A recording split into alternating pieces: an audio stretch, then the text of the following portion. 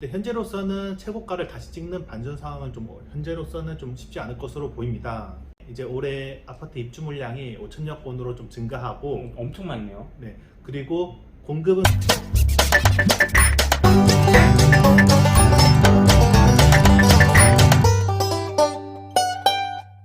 네, 안녕하세요. 경제만렙 리서치 팀장 오대열입니다. 네, 안녕하세요. 경제말레 리서치 연구원 황한솔입니다. 네, 오늘은 세종시에 대해서 이야기를 좀 나눠보고자 합니다. 최근 들어서 세종시 관련된 뉴스들도 좀 많이 나오고 있는데요.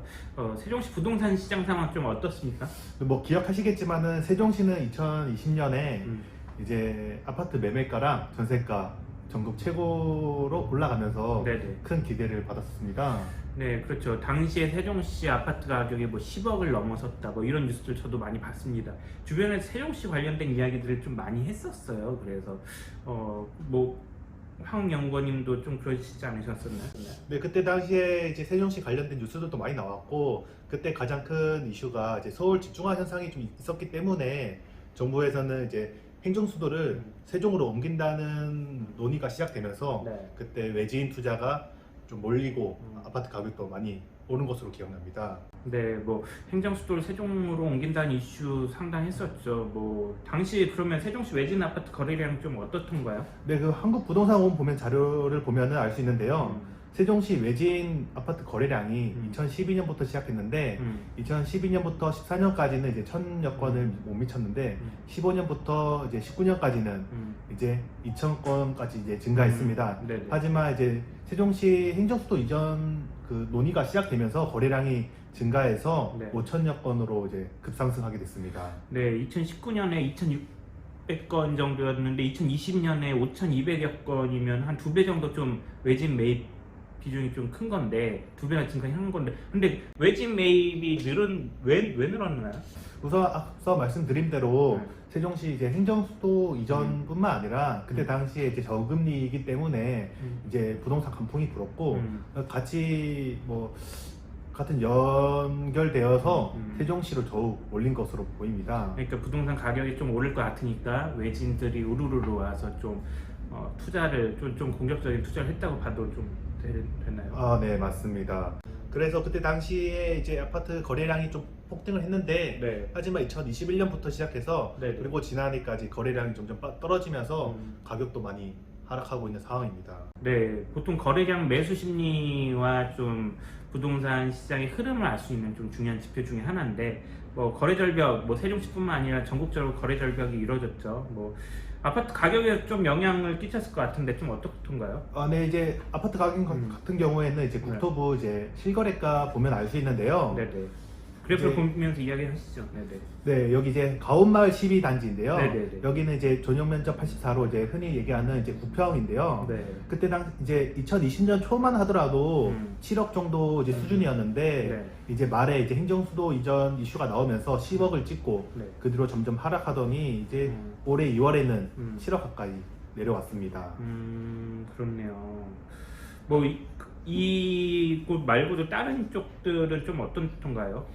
네, 바로 옆에 있는 이제 세종시 이제 같은 근처 단지인데요. 네네. 여기도 이제 5억 정도로 시작했었는데 최고가로 9억을 찍고 네. 지금 6억 정도로 내려왔습니다. 그리고 가락마을 16단지도 이제 갇힌 9평인데요. 네. 여기도 4억 정도 시작했다가 7억까지 최고가를 찍고 다시 네. 4억으로 내려온 것으로 확인됐습니다. 그렇군요. 네, 지금 연구원님께서 말씀하신 걸 따르면 가격 급등하기 전인 좀 2020년대 초로 좀 가격이 좀 회귀한 것 같은데 사실 금리 인상이야 어쩔 수 없는 상황인데 지금 세종시의 행정수도 이전 이슈는 좀 어떻게 됐나요, 그러면? 네, 일단 세종시 행정수도 이전 같은 경우에는 지금 국회가 지금 논의를 하고 있는데 네. 예산은 확보됐습니다. 예산 네네. 확보됐는데 하지만은 그 아직까지는 뭐 계속 지연이 되고 있어서 어떻다라고 말씀드리기가 좀 어려운 상황입니다. 그렇죠. 뭐 내년에 총선도 있고 좀 뜨뜻미지근할 수밖에 없는 상황인 것 같습니다. 그러면은 뭐 가장 중요한 거죠. 앞으로 세종시 아파트 가격 어떤 식으로 갈 것 같나요? 오를까요? 내릴까요? 뭐 말씀 좀 해주세요. 좀 이게 굉장히 조심스러운 네. 상황인데 조심하지 않고 말해주세요. 일단은 현재까지 상황으로서는 네네. 지금 다시 한번 최고가를 다시 찍는 그런 상황은 현재로서는 어려울 것으로 보입니다. 왜요?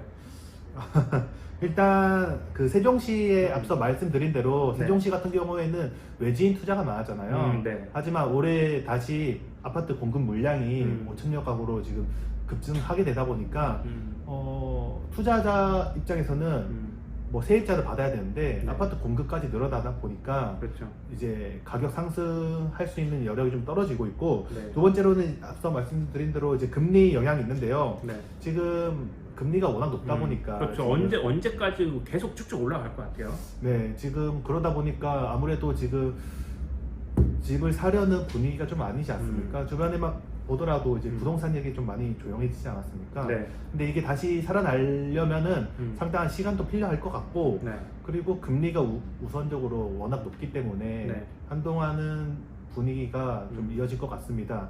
다만 이제 세종시가 뭐 행정수도 이전 논의가 이루어진다면은 네네.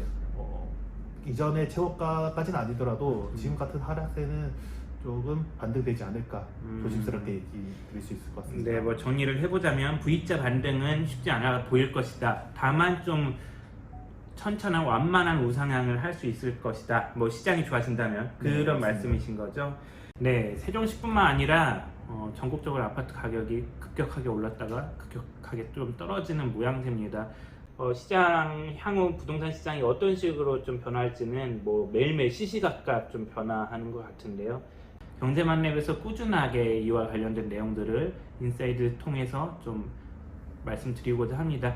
오늘 이 시간은 여기에서 마무리하도록 하겠습니다. 황 연구원님 고생하셨습니다. 네, 감사합니다.